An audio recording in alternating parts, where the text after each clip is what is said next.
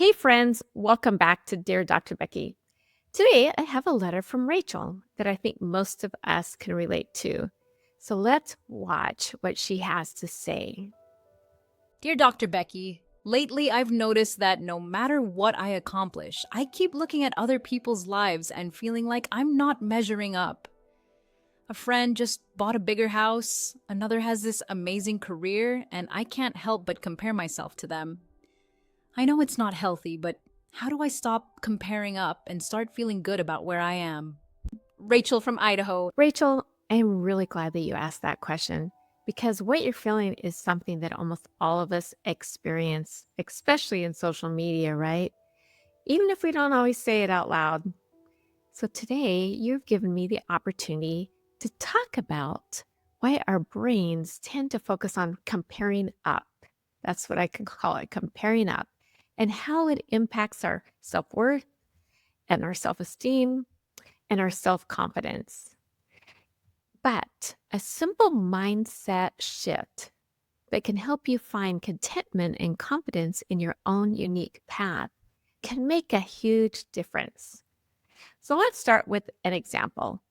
Imagine yourself scrolling through social media, like you've done once or twice, and you see someone with a perfect family, or maybe someone on vacation, or the dream job you've always wanted, or the kind of health routine that makes you jealous and question your commitment to exercise, right? Sounds familiar? Well, what do you do? Well, that brain immediately starts to stack up everything that is different about them compared to you. We are comparing up.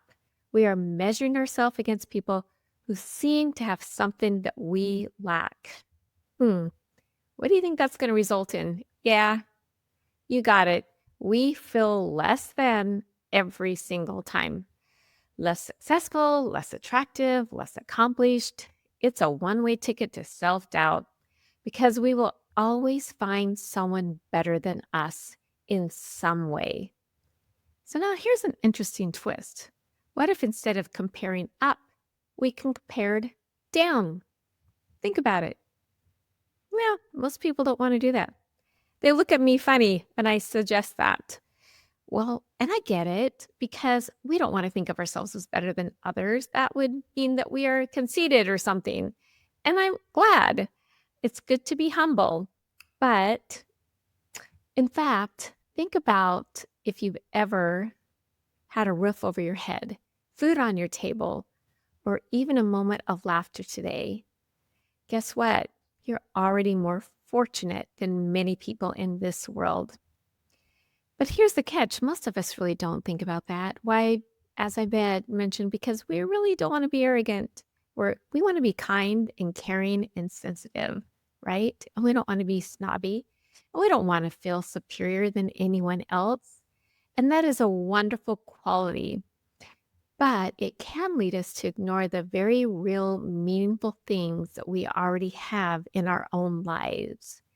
Instead of lifting us up, we focus on what we're not, what we don't have, or where we're falling short.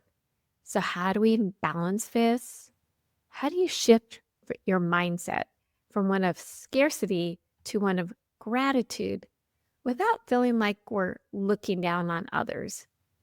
Well, here's a tool I like to use, and I call it the gratitude mirror. We acknowledge the compare up thought, we say it out loud, or we write it down. For example, I wish I had their successful career, right? Well, then find one way you're already doing well. Maybe your job allows you to make a difference, or it's stable, or it's a good community. Maybe it helps you to support your family, or maybe it provides you with a great schedule to have free time for your family. Maybe you're learning from it. So look at something that you really appreciate about your job. Then shift the focus to gratitude. Instead of comparing up, say something like, I'm grateful for my unique path or the impact I'm making. So here's the truth: the people that you're comparing yourselves to, they're doing the same thing. And guess what? They don't feel like they've made it in every area of their life. Everyone has struggles. We just can't see it. Also, I like to remind people that no one can compare to you because no one has the unique combination of skills, talents, interests, abilities, personality traits that you do. You are truly one of a kind, and that makes you very valuable, like a one of a kind diamond or an artifact. Okay, maybe not. So instead of competing in this endless game of comparisons, let's focus on celebrating the progress you're making. Let's celebrate ourselves and all that we are.